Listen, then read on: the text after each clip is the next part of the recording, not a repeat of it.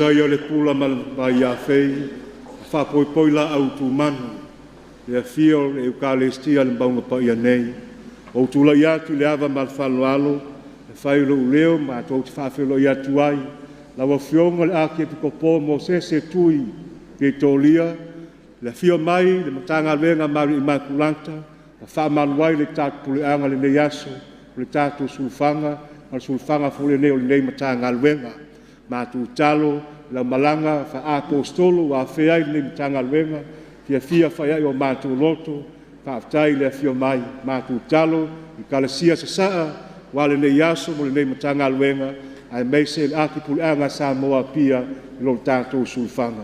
Fio mai matala mai au la Afioga le tama o le aki puleanga.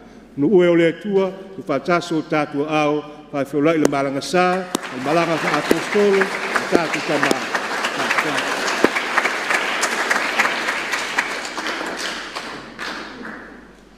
Le sua tama, leano, malanga paia. Ia fatasi le ali ima auto. Tai patelele. Peo kamika e sangwanga pakele a. Ia fio mai. Maliu mai. Su mai le lo malas. Fio lo Afioga patele. Tamapule o le tatou Matagaluega, la Afioga, te akono faleniko ma le faletua, vae malima i tono le nei e kalesia o le nei Matagaluega. Fio mai tupu mai tamali i ma whailaunga faletua mataus. Le lo ma le lasi, le nofo atofi la Afioga le taitai fono, ma le laulau le kalesia, taula mua i le ola whaiwhaia e aso uma ma aso whaiwhaiso. Fio mai la Afioga le sui palemia. Kuala ma le whaletua, o ma malu e foi le tātou sau whainga, i le neita e au fau. O le paia lava lea, le ainga sa mawala i vau, le matua i a wha mausili. Tō fito tu la fale, o el whetalainga i a au matangi. Saula ia, tātou whaia le nei taulanga, o le sulufanga, o le tātou e kalesia, ia o le sulufanga fwele o le puleanga, fa Akiepikopo Samoa pia Malie Imakulata. Ia. Moria le nei taulanga, mo sui o le sangata ana, fa fau fa pa ia nei, le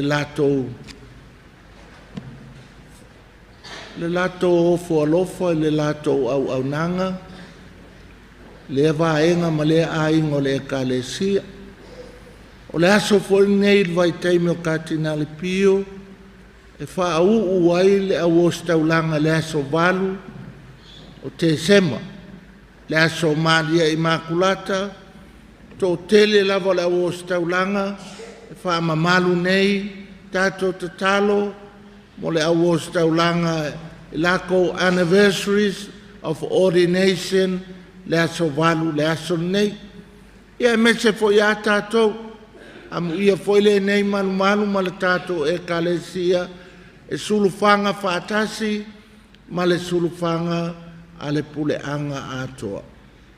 Io mai la ia tatou fia le nei taulanga, tatou mua o lo tatou matai le langi, whaftai me le lei o ia whai al sio manga i Malie nei.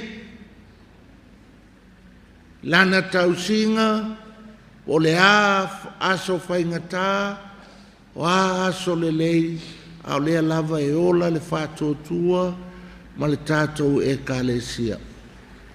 E mua lana tātou whāto ese, mua na tātou to ele wa iei teimi tātou te, pa ie ai, Ia I teimi tātou te aunga tā ai. Ia I teimi tātou te I whaele lata ma le e o ma whaitala o isi tangata. O le sulwhanga ngei ia sao mauli le tātou asa. Whai atu ilo tātou matai whaamangalo ni o tātou lape ia avea I tātou umalava o suli o ana sākala me tapa ia.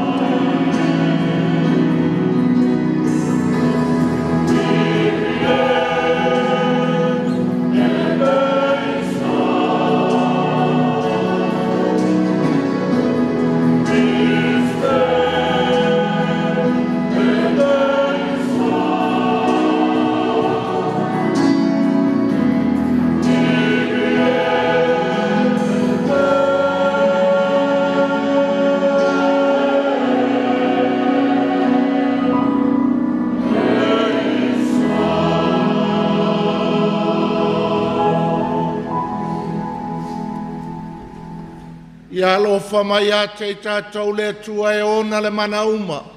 Whamangalo tātou mai a tātou angasala, ma tai tātou I le ola e whavavau. O le vinga e le tua I mea au pito alunga.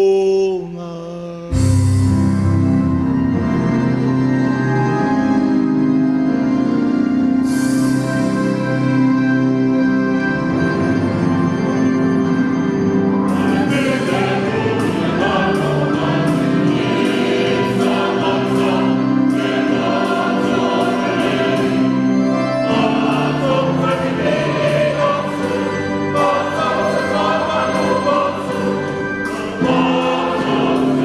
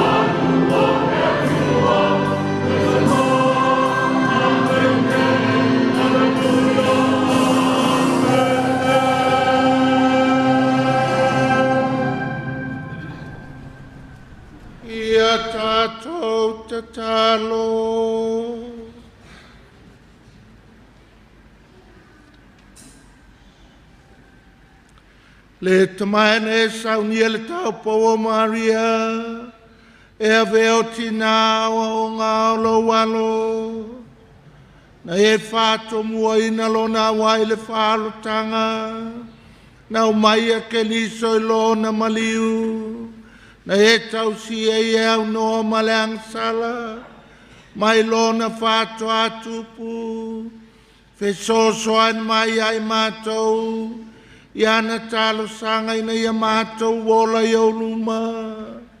E au noa ma o sese. O la mātou ta talo lea. O no ke li solo mātou ali.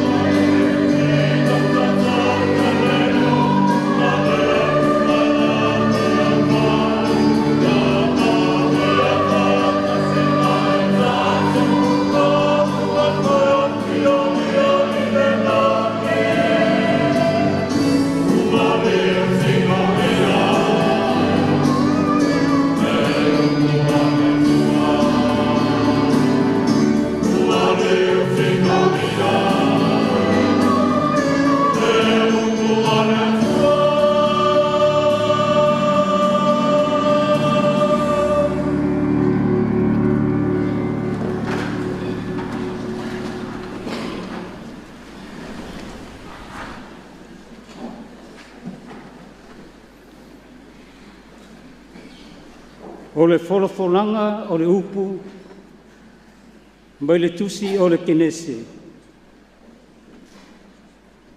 O le matua, o te whaatupuina le whitangai i lau whanau, ma le whanau o le whawhine.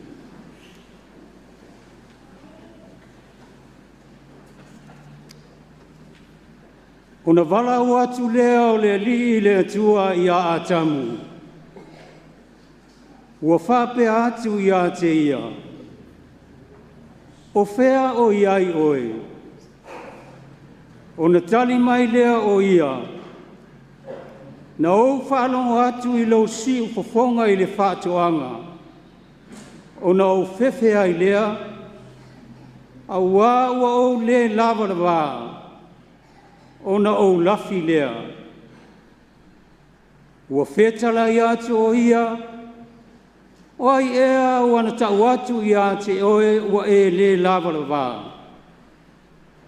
ua e ai ea i le la au na ufai atu ai i a te oe, e aua e te ai ai. Ono whapea mai lea o a tamu, o le whawhine na e au mai i a te au. Wana au mai i a te au le fua o le la au, ona o ai ai lea. Ona whetalai atu lea o le ali le atua i le whawhine, se ale nā mea ua e whaia. Ona tali mai lea o le whawhine, na whase se mai le ngata i a te au, ona o ai ai lea. Ona whetalai atu lea o le ali le atua i le ngata, e sili lau mālaia i manu vai whā whanua uma. Ma manu vai whā uma lava o le vao. Ina ua e whaia le nā mea, e te solo i lo manawa, o le efu e te ai ai aso uma o lo wola. O te whātupu ina le whaitanga i a te o lua ma le whawhine. O lau whanau fōi i malana whanau. Na te tui mamomoina lo hulu, a o oe, e te tui mamomoina lo na muri vai. Ua whai ngoa ina e a tamu le ingoa o lana wā o ewa, a wā o le tina ia o tangata o la uma. O le upu a le alii.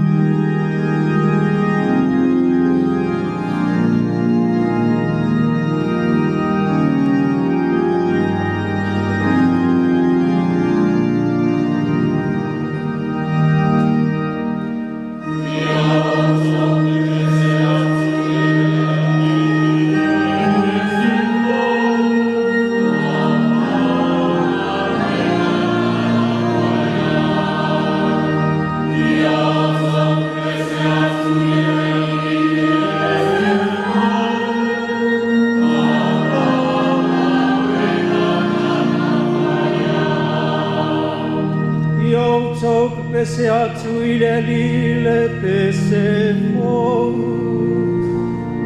Awa venga nana whaia.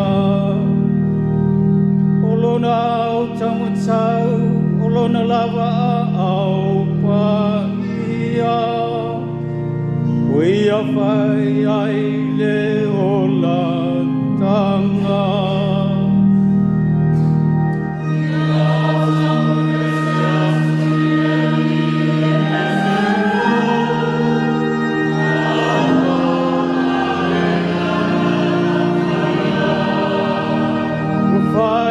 Mai ele lio lana lava whaaola tanga. Wea whai loa lana angi o tonu i luma o nuu ese. Na ia mana tualo na lupa malona wha maoni i le ainga o Israelu. Wea i loa e tulu inga mau le lalulangi. Le ola tanga mai lo tātou atua.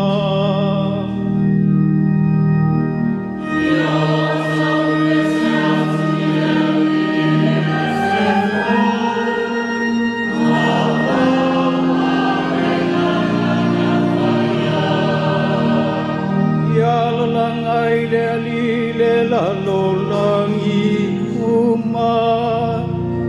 Ia leo tele lava, mai a langa fia fia, mai a whai pesenga.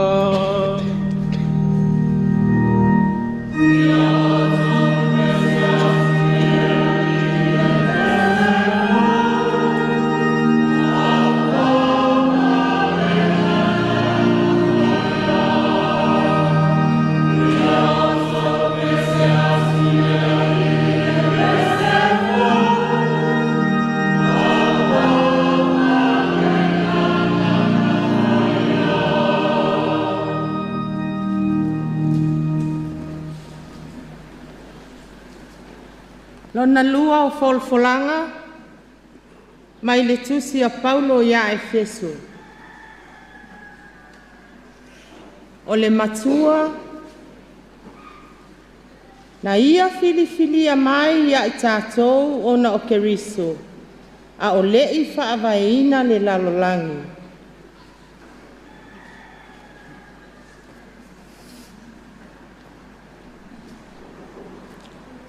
Ia whaafetaia le atua, o le tamā o lo tātou walii o Yesu Keriso. O le ua whaamanuia mai ia i tātou, I mea umalava e manuia ai I la leanganga, I mea o I le langi, ona o Keriso. Whaapei ona ia fili mai ia I tātou, ona o ia. A o le I whaavaina le lalolangi. Ina ia pa ia I tātou, ma ia le matau le angaina I ona luma, I le alofa.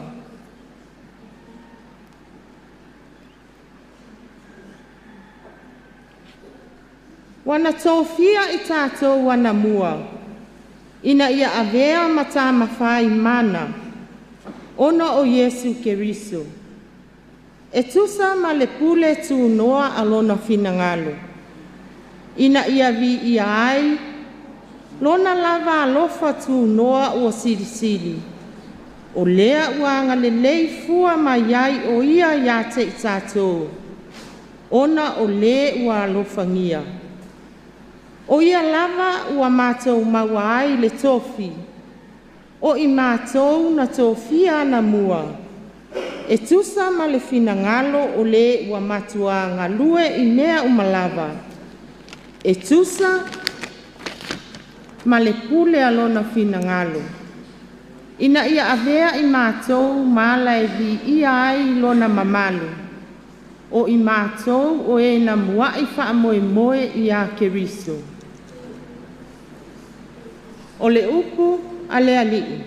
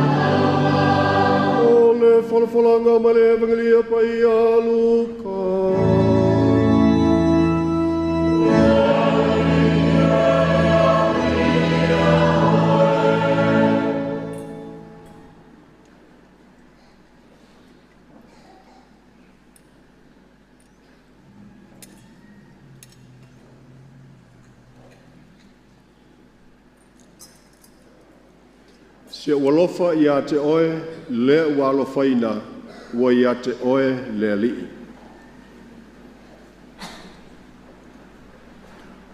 O le ono masina o awina mai ai le tua o le angelu kapireru i le ai o Kalileia o Nasareta le ingoa. I le tau pou la ingo o Tavita, ua faufautane i le tangata i ingoa i a Iosefa, o Maria foi le ingoa le tau pou. Waul fole mai le angelu i a te ia, o na whapea mai le o ia. Sia ua lofa i a te oe, le ua alofaina, ua i a te oe le li. Aua atu atu vale o ia i lana upu, ua tau manatu natu foi o ia, pese a le wingo le nei alofaanga. Ua fai mai foi le angelu i a te ia, Mariae, aua e te fefe, aua alofaina mai oe le atua.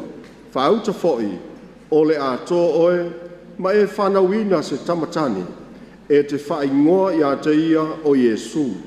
E sili o ia, e taua foi o le alo o le sili ese, e foi atu e le li le tua i a te ia le no inga a Tavita lona tama, e whai o ia matupu i le aingo i a kopo e whaavavau, o lona malo foi e le ai sona ngata anga. Ona whai atu leo Maria i le angelu, a whape whele me nei, a wā o te lei lo se tane, ua tali mai le angelu i a te ia, e a fio ifo le nganga pa ia i lunga i a te oe, e wha malu i fo i a te oe le mana o le silsili ese, o le melea, e ta uai le tama pa ia e whanau mai o le alo le atua. Wha auta fo i, o lo a inga o Elisapeta, ua tō o ia ina ua loo matua, o le tama tane fo i lana tama, o le ono ngā masina le nei le na tā ua e pā, a wai le ai lava se me tasi e le mawhaia e le atua. Ua whai atu Maria, whaauta, o au nei o le au nā le li, ia whaia i a te au, e tusa ma lau whetalainga, o nā alu ese i leo le angelu i a te ia. O le tala le lei a le li,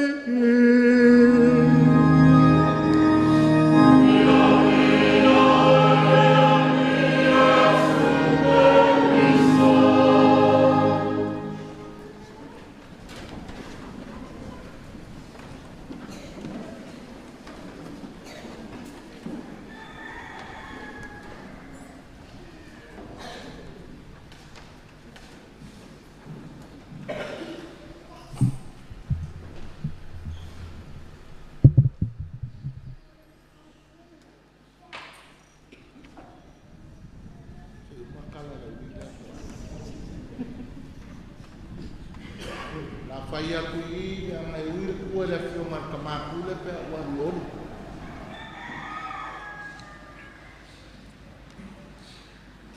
Kulau le paia o kako wainga ngai ka au fo. Ko fai ak pele kala le wa umala nga kongi o fai ele kala le vai aso kuanga.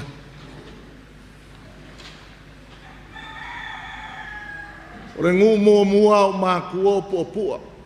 I fa sale le anga. Kupu le mele lau ke form 1, form 2. Avai came year 7, year 8. O popua. E langa I e sau kausanga. E langa ngai. A wole ko e sau le lopo nga whenga umai. Ese le maangai o le kuaia o lau oe wai le kaupu e lei e sau punga mai e ale kolo e kai oi popua le me uma yang aso ngi ko i ka kau samle uru popua a aso lai me uma rengu kai la le kolo e sau ele ia ai a o foi ka ngaka e o mama e fai le ula e ke keu le lei e sau ale ia a kuaia lau ia ngalo kama e alu ai. Pasau le lo kama fai le laui e mai le lau ngiu e kai wha pe a ke le ape kai kolu ia angai ia nga kuri le ia wanga makua ia nga ngofo mo ingeiles ngofo fo ia usola i sawa ia la vea lo le mea ngai alu e kufai ai sosoangi uma fa sale le anga e o mai kaimingei, o mai kaua uma suafa sosoangi i asanga, i lango, i fanga, sa fokula fai, I iwa sa la valu sa le longa. Ia songa le lei o pasi. E kule lei ale pasi a walu la wa usa o kamo el se lau ma le lua se lau le aso wa o walu le a koe aven. Ia e a ngofo le lalo fai yange ma velia so soangi a sanga o le luai ale anga mai a angi mo ko le fai e le angi o ngofo la kwa le ale mai a angi mo ko le ko li walu le a ko pasi fa au foi ke ni ki le pasi do ta lo sao sao nga vai kai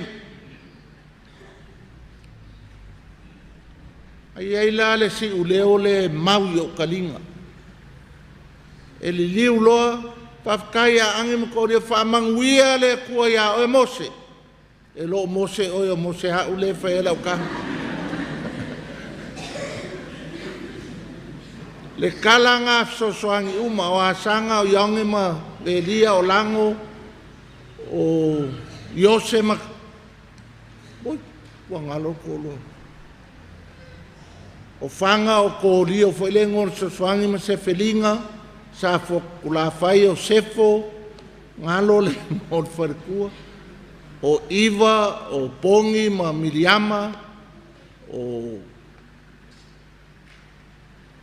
Salavalu o sefo ma Loleka o Salelonga o Valeli ma Lucila le langa o walu lango felelo ala e soifua Lucila o ke le loa i ngai isi so soangi farkua po soifua mai pea awo mai kaua ma kauloko suafa o au la kounga whaamanguia mai akia whaamanguia le koe au e Mose al kaiminga laua o oso se lau mika e koe alu le pasi e kule ale pasi wale fauke alu malei ale a pasi e kokongi e tonga e lingi kupe e kokongi e pasi o le whaamanguia ngā mākua ma whaamanguia mai sosoang kwa koe kau ngei alo ma fau i le mea ngā laka mai ngei a ngai sosoangi ngā maile lako o mākua anga whaamanguia mai e whaila o kala e ko kele o ki ngā e piki a Malie le kua aka ko ki kilo o le ili le evangelia i upor whaamangianga le kua ia Maria e ui mai a kapiliele Mary Mary Mary amu ia oe finge uma amu ia oe walofangia whaamangianga ngā le kua le ki ngapa ia a masa salo Maria mai bui na whawhea ngā mea ele sa upe ua le la ke iau kukupu ngā mea ia ngai kou kisila fia le kali le angelo fio mai le nganga pa ia you know the story ai ma eu le whamangianga le kua ia ku ulo le arkala le i le whea ngai ngā kuai a whape o isala elu e ka alo pe o le kaua po whea lava e si ai isala elu e o ma ave le ako la awa le whea ngainga o le a le ako la awa le whea ngainga o le lako wa kua lea o a mea lai kongo le ako la au whea ngainga o le papa maa kula fongo e se fulu ma whai po ipo e le kua ma isala elu ngai kou ke sila fia ia upur whai po iponga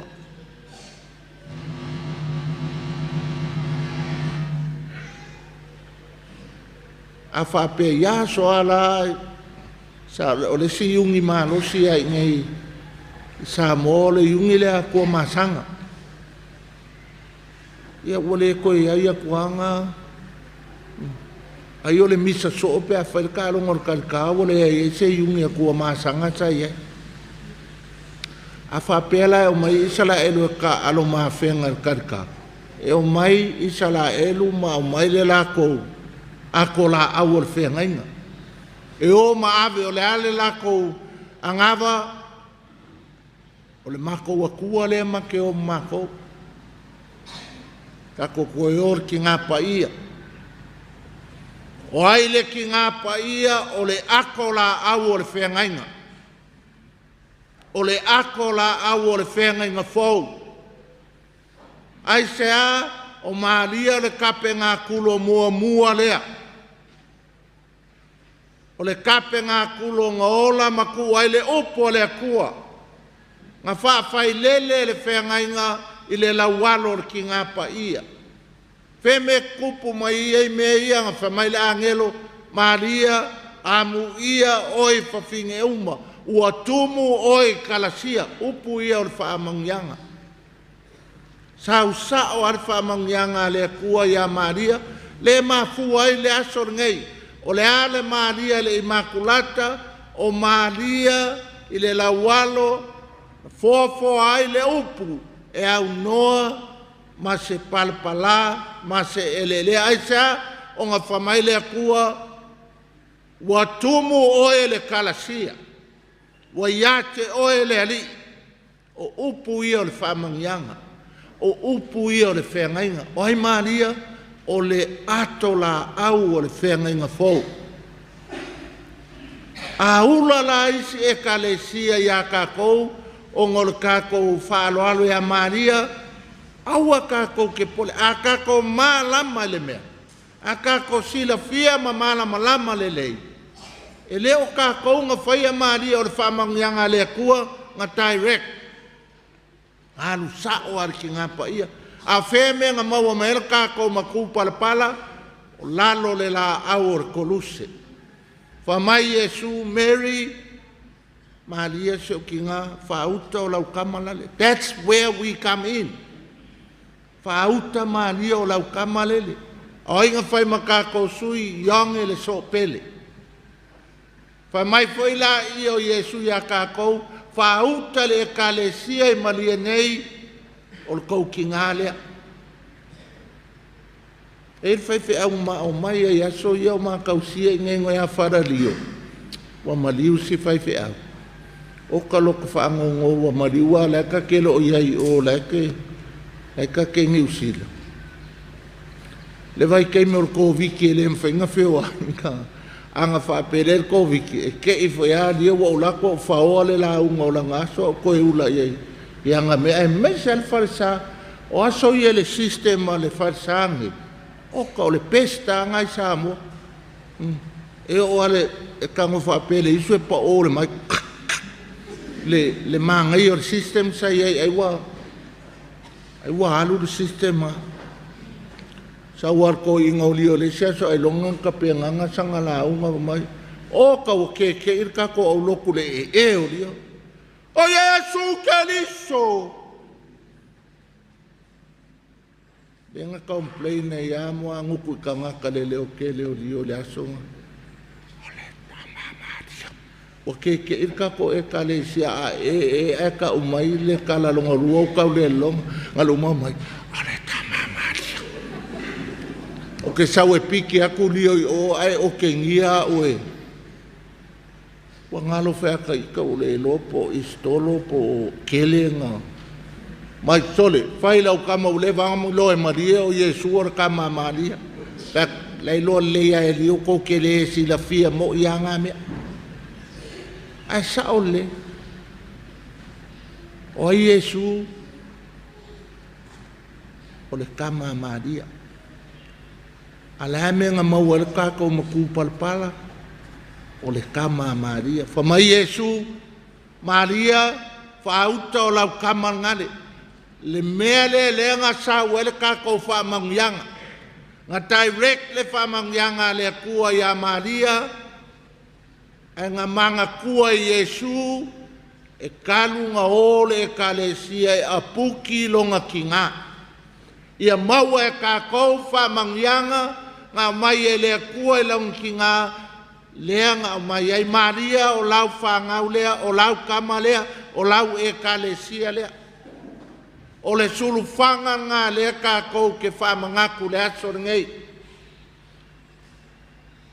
e whangau mai Maria wa lewa nga ka penga ele kua o le finge lea o le kenge lea o le kamaikai lea la avea makape ngā kulo o le upu o le kenge lea, o le avea,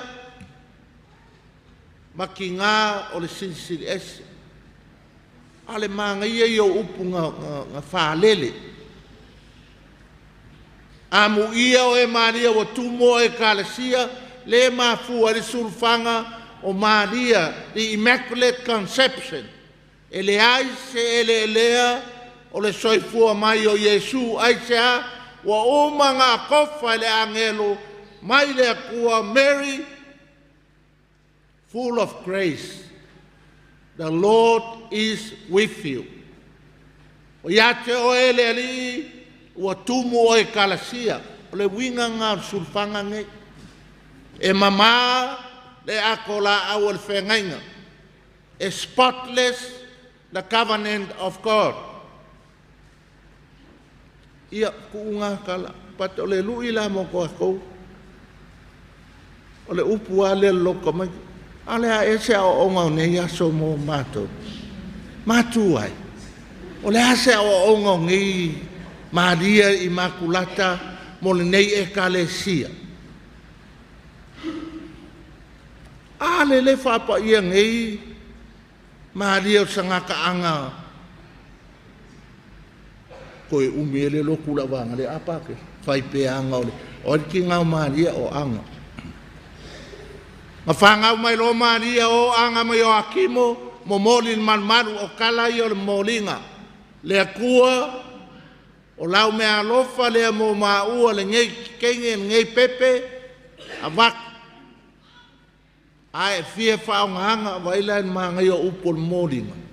Matua, a whai mea alofa lea tua ia kako i alo ma whangau, o mai, a mai le papikema, ma mai le misa kusape pepe fai aku le kua whafkai le mea lofa. Ma waku la ia. Pule oi, whao ngā lau mea lofa e koe fai mea lofa akuai. Ka kou umanga ave ma kua e papkema. Lea ka ungar mea ngā momori ka kou e ka kou kamama ki ngā ma kua kausi e ave a pakele e papkema. Le arka ungar meanga e momori ka kou lea kua o loua kari lea, o loua finge lea lea kuai.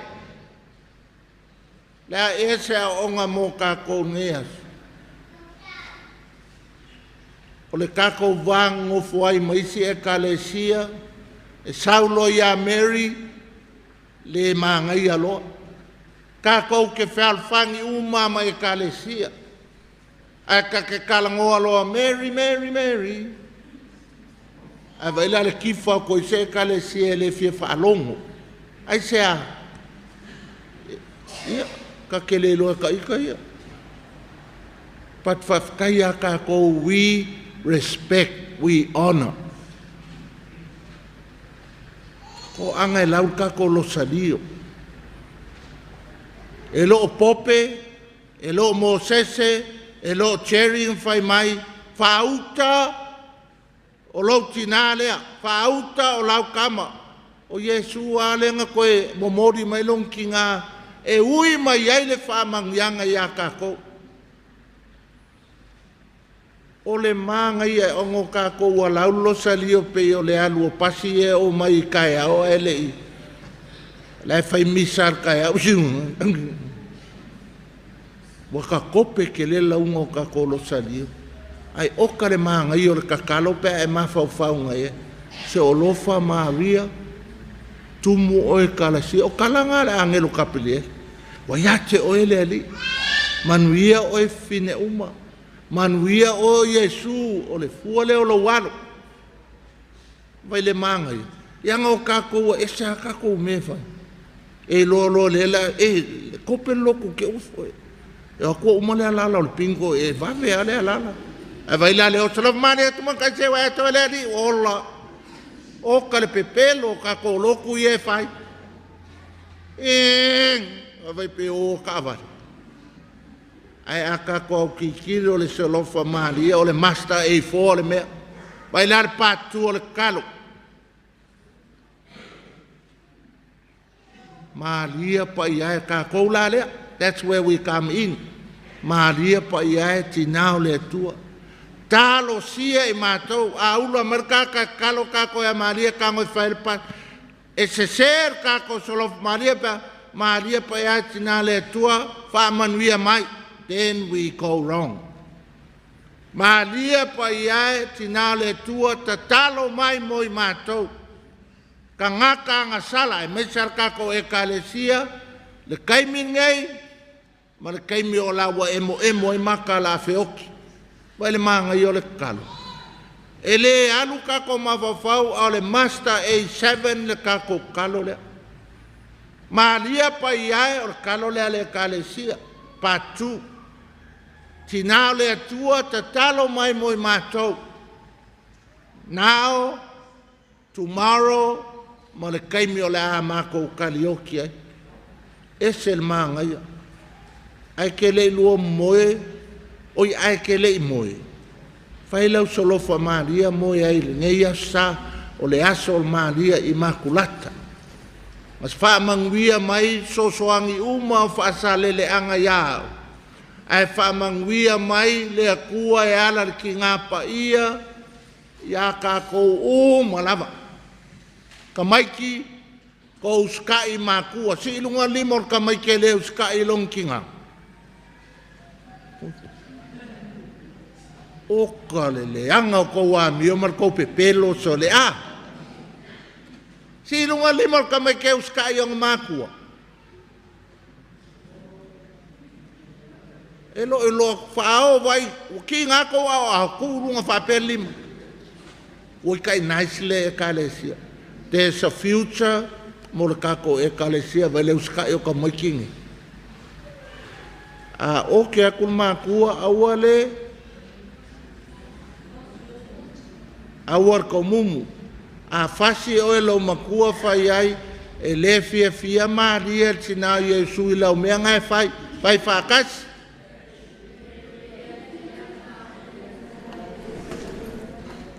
so ia pelo le pe fasi a kua e saulo ai kale mamoe walava ia tamam le alo male ngang paia le ava mar whaaloalo e wala au atu le sui o sangata ana mo le whaafouna o tātou fola.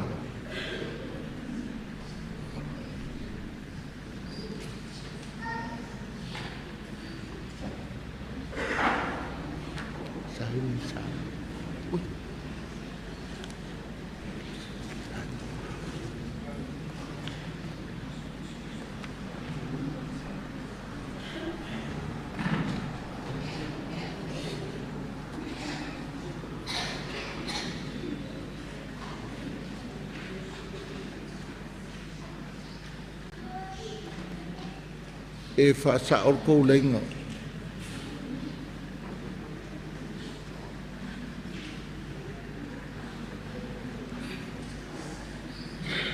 Kukuka kausela.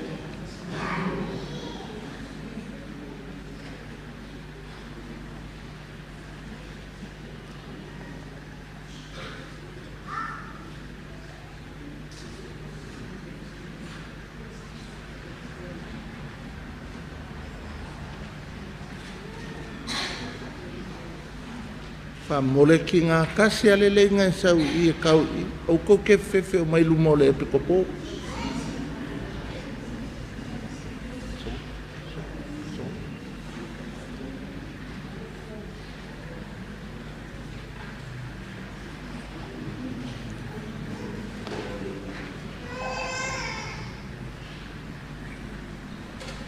Tamai tai o sangata ana pe tau te fola mai tau te tausi ma le whamaoni tu la fono le tu ainga.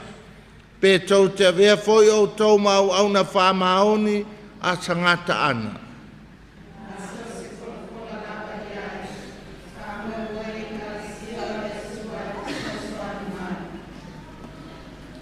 Sangata ana o e tamai tai o sili le mad. Na e whingalo Malie filifili ai mātou. E fai whakasi mā ko aka, ke no. I ep.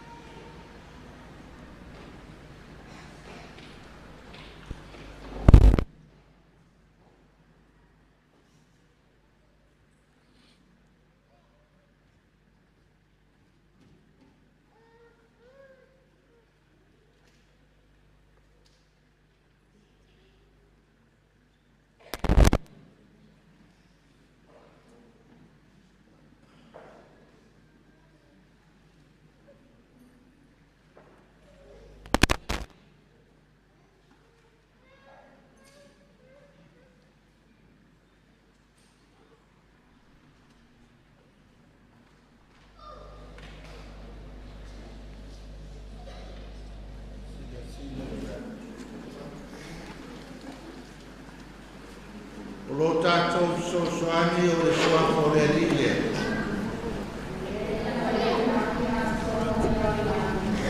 Lo fatasi le lima o tō. Ia tātou talo.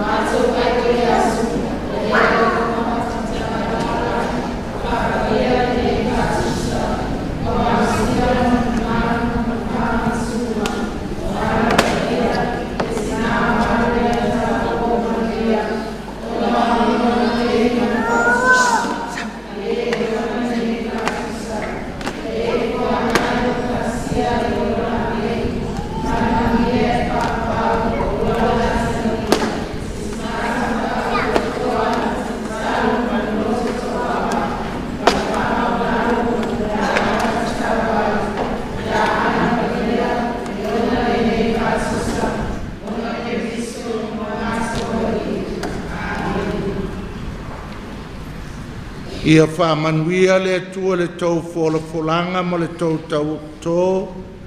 Ia whio mai Malie le tina Paia. E vea mo tau taiala mo tau whātai tainga. Ilana kalasia malana tatalo. Ia maua e o tau le loto toa. Vai malima mo le tala le lei. E ala le tu aingo sangata ana. Lona suafa le tamaa. Le alo ma le anganga Paia. Mai se pati mo le tangata ana.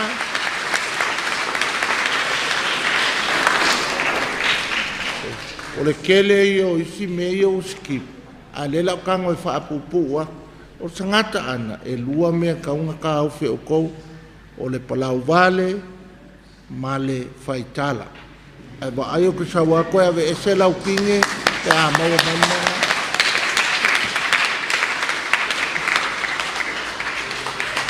Malo, malo.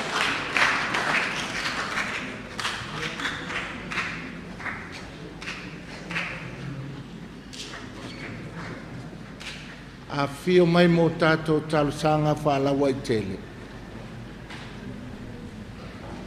Tātou tūtulai ma le whaloa lava.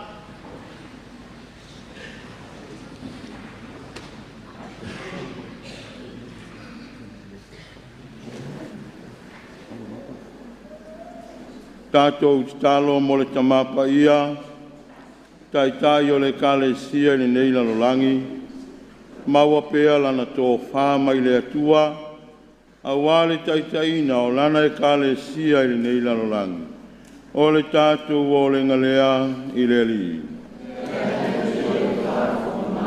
Talo mo taitai o malo uma o le lalolangi, ai mai se le taitai o le malo Samoa, ia whaia lava ma le whātua, le whaamoe ma le whaalango, ma le whaalolongo i le atua, au wā se while mua le nei lalolangi.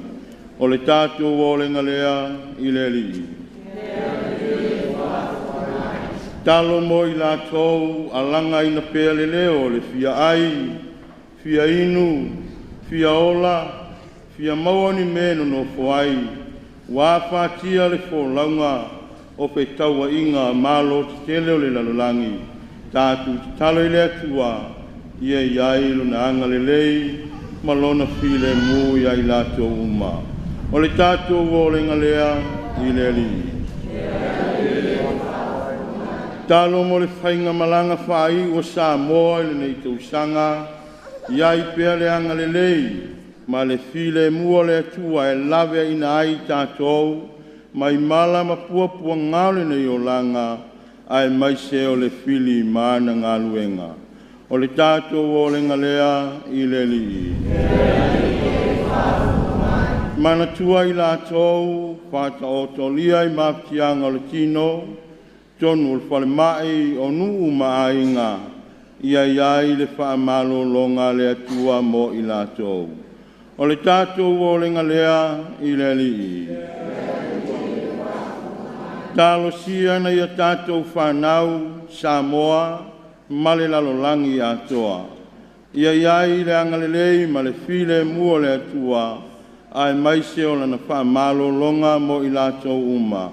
O le tātou o le ngalea i le li. Talo mo lana upu ua fola ina nei.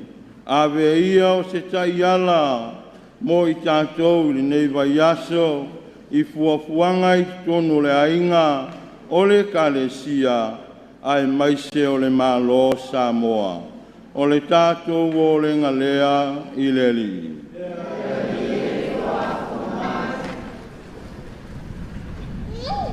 Ufatase o tātou ngonga, whautua talo tina paia, tātou whapeifo, se o lofa le sina, se ngāle a ngālofa.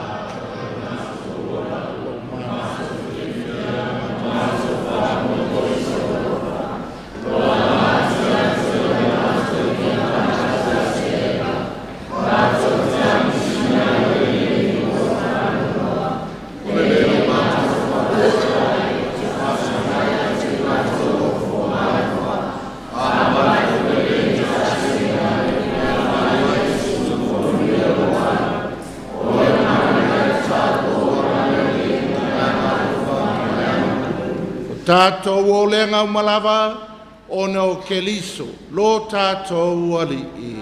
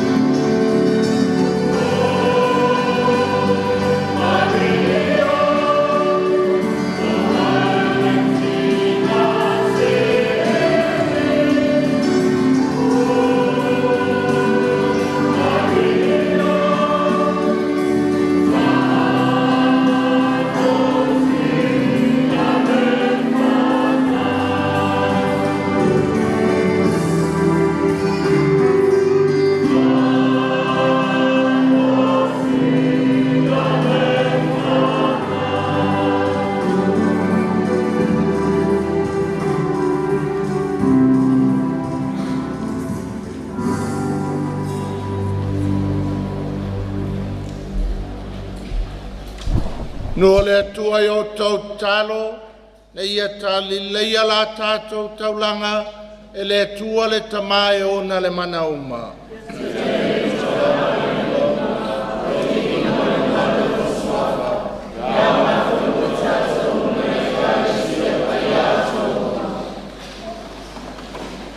Le alie talia le nei taulanga o le tau pau mamau Maria, e whasa loto ina mai le angasala, rona whatoa mau o le ola.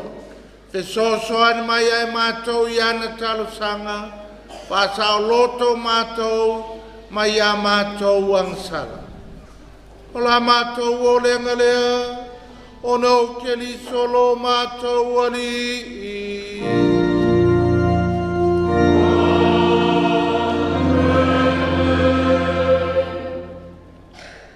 Ia fatasi le ali imoto.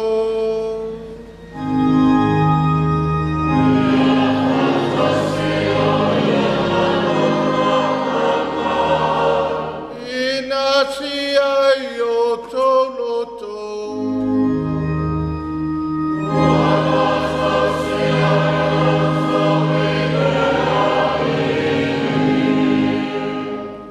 Tato faftai le alilo tato watua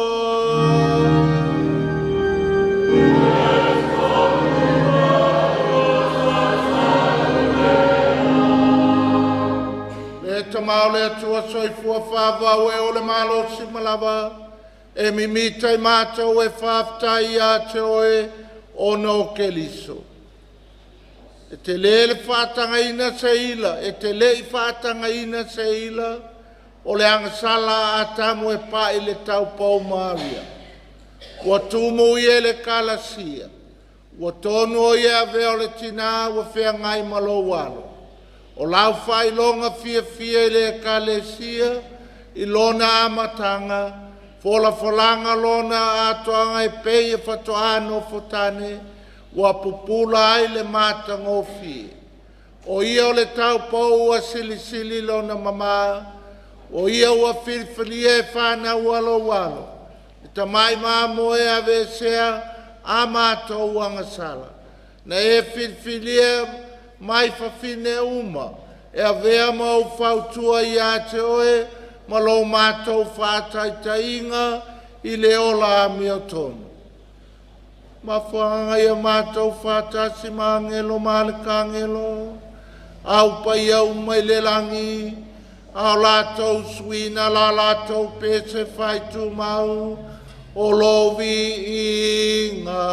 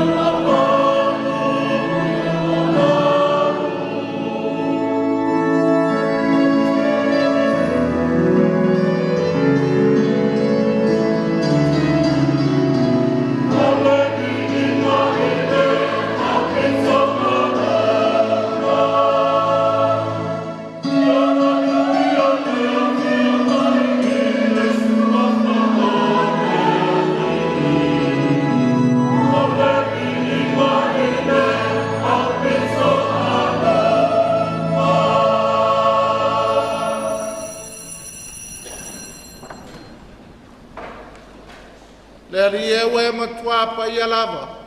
O e o le punanga o paia uma. A wina mailo wanganga e wha paia nei me alof. A vea i la tau moi mātou. O le tino ma le toto. O lo mātou wali o Yesu Kelisu. Au le tui nātou i le oti. O le oti na ia tali e lona lava Malie. Na tango i le areto. Ma vatu i ato e le whaftai, na tofi i le areto ma vatu lo nau so, ma le whape atu. I nā whtango fia iai o tau umalava, ma ai, o lo tino le nei, e foi natu mo outou.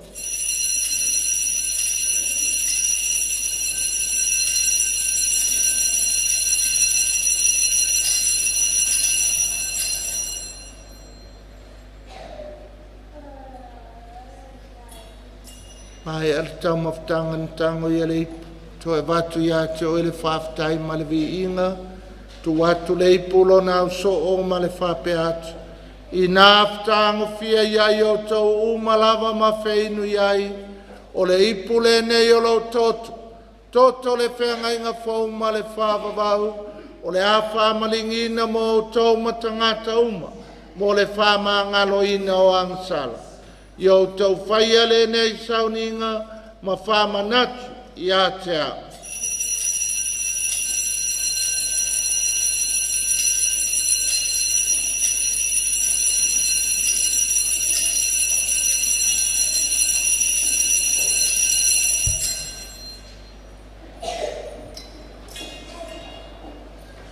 O le misteri o le whatua tua.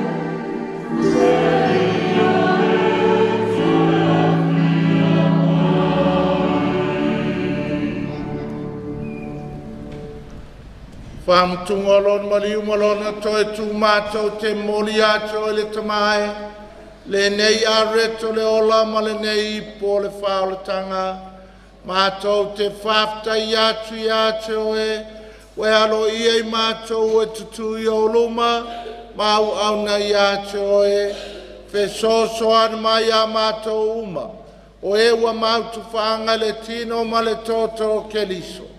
Ina ia whātesta si e mātou i le maftanga e tasi a le anganga paia.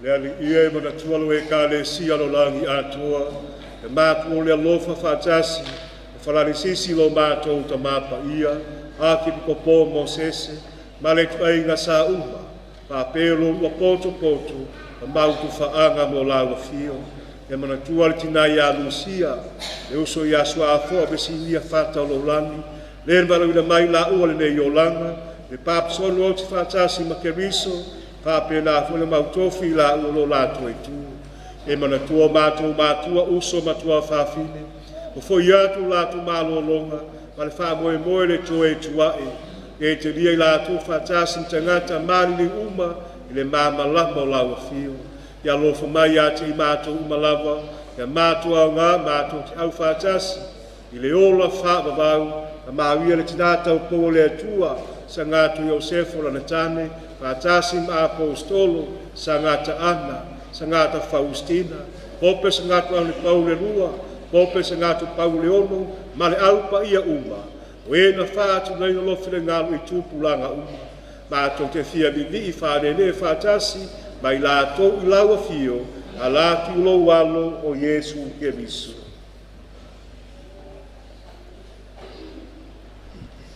Le tamama mana ono ia whātasi ma ia na ia te ia, i le maftanga ma le anganga pa ia, o le vinga ma le manu ato wai lau fio, i le whawawau, whaawawau lava.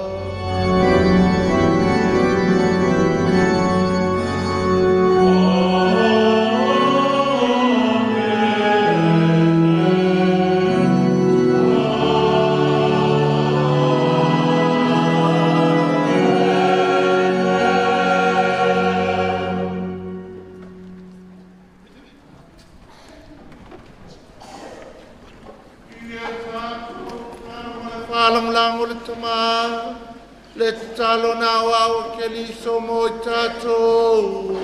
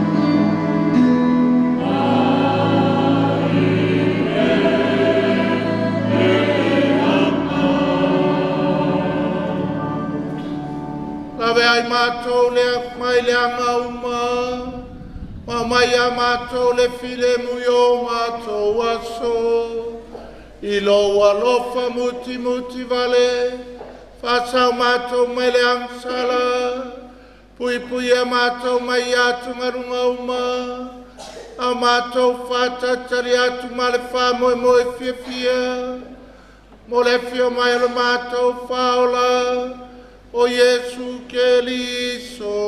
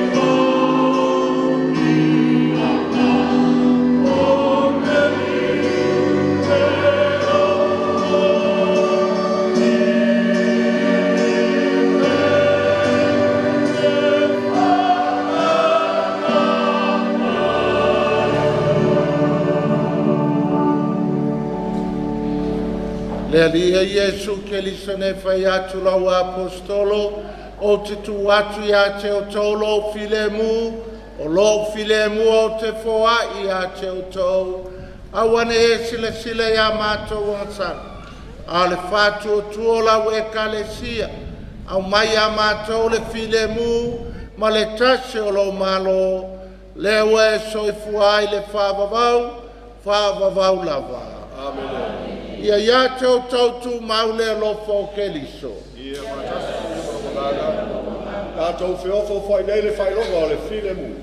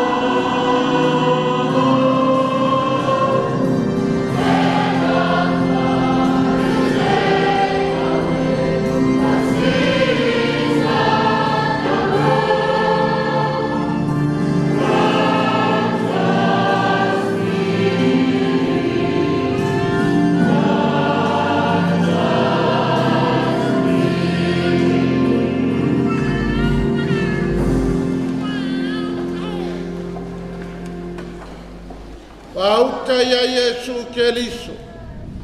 Pauta elena te veseanga sala le lalolangi. Amu ia o e maa ua valaulia ile tali suanga ale tamai mamoe.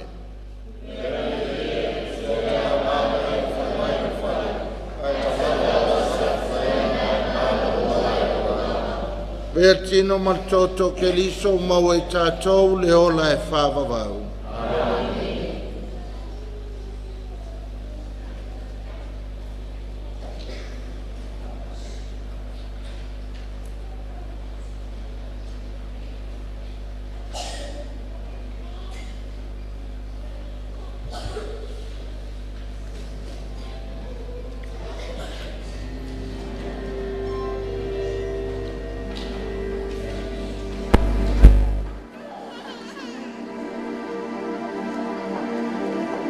Yeah.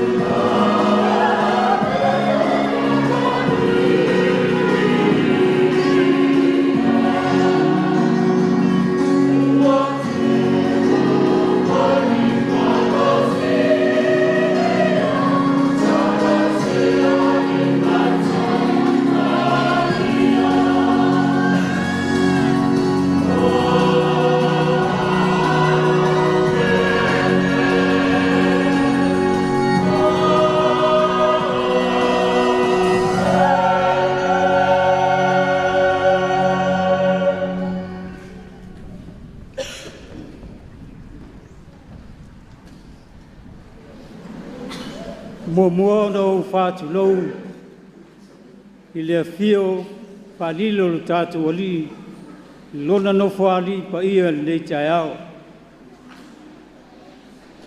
ai o le ato to ia le tamaloa na li fatu le ala taua o te fatu lo foi i le taiao ma malu ma le taiao pa ia o pa ia sa ma malu le taiao le fio ai o le tatu tamao le puleanga le fionga le Akiepikopo o le anu nu watu pa ia ma malu fale anganu o pa ia taulangi e mese o pa ia fale kalesia o mafu ai e tātou mafutanga i le nei taiao. E ave ai lo leo whātau wā. E whai mawhonga tau mole o le tamapule o le tātou Matagaluega. Le fionga i le tiakono o mare whaltua. Tupu mai, whai launga matausi whaletua. E maise o le mamalu, ma le malosi atoa o le tātou Matagaluega.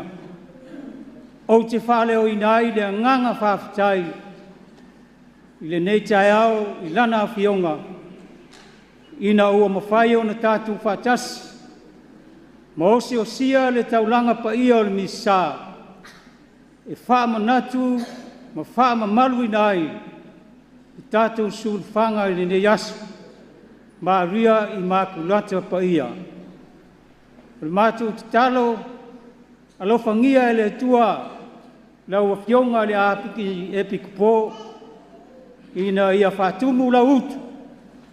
Maua lau soifua lau le lei i le tino le mawhau whasilisili le anganga. Aua le whatiloina o lo tofi whaleo leo mamoe. I te tono o le tātou puranga ia e maise foi o le tātou atunu. O le mātou te talo ia whapenao na whafualoa lo soifua. Le tino o le mawhau ai silisili ai la le anganga. O le mātou whawhitai whatau waa lea i lau Afioga. Wa alofa atu wa vela le whala. O loa fōna e whaangase o le tātou mawhutanga ia e taitonu e whapenao na salani le mea uma o no lou a fia malou oli o mawhai o le tātou mafuta i le nei taiao. Ia o le mātou whaamtalanga lea i lau Afioga. Ia i le keke lea o le mātou surupanga. Ia i se taimi o na pe whapaia nei. Ia i lau Afioga. Ia o na whai wailo le tātou Taulaga Paia o le Misasa. Le nei taiao ma le anganga whaaloalo. Whawhitai. Manguia sulfangar kako e kalesia ia tātou talo.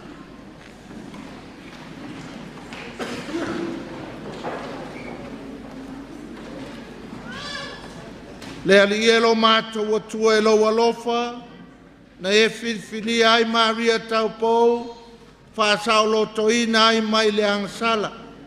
Ia vele nei sakalameto le alofa, e whaasao loto ai mātou, mai o mātou vaivainga whāl tangata. O la mātou o le ngalea, o nau keli solo mātou wali.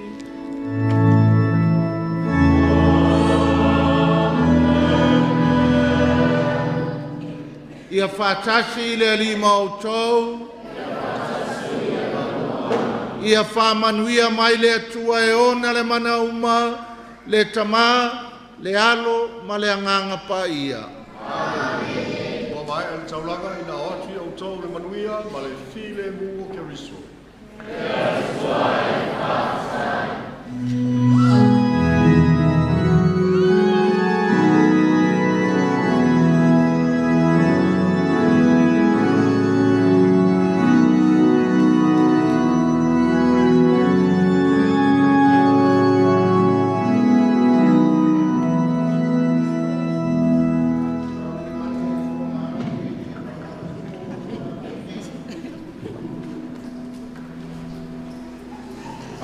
Heavenly Father, here we are knocking on your door again. Send forth your Spirit and bless this beautiful cake, a visible manifestation of the service and the ministry of this parish of Malie under the umbrella and the sponsorship of Mary Immaculate. Mai se whakamianga whakasi, mai le ngāmo le tua, le tamā, le ako, ma le ngāmo wai. Amen.